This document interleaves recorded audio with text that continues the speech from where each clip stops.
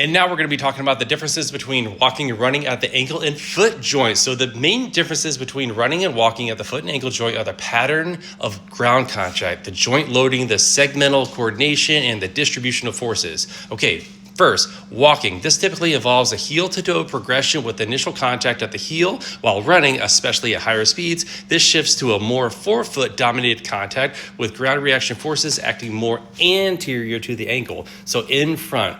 Ankle mechanics differ substantially. During running, the ankle exhibits greater joint moments, power, and stiffness compared to walking. This reflects higher loads and the need for rapid force generation and absorption. So check this out. The dynamic mean ankle moment arm, or DMAMA, increases while running, indicating a shift towards forefoot loading and more anterior ground reaction forces. Ankle impedance and stiffness also show greater magnitude and temporal variation during running, supporting stability and energy transfer under higher output loads. Next, foot segment coordination, they change. So running requires stronger kinematic coupling between rear foot eversion, inversion, and midfoot dorsiflexion and plantar flexion.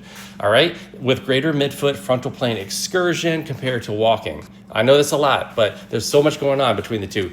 The elevation of the medial longitudinal arch due to the big toe dorsiflexion is more synchronized during running, suggesting increased engagement of the windlass mechanism and the intrinsic foot muscles. We talked about the windlass before, okay?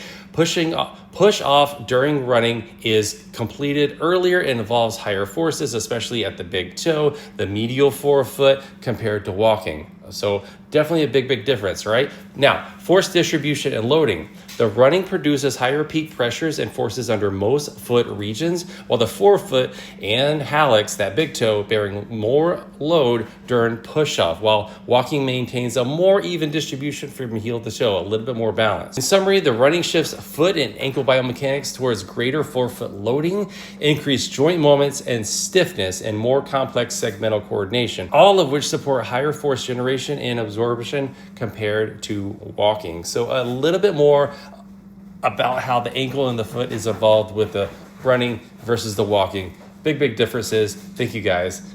Take care.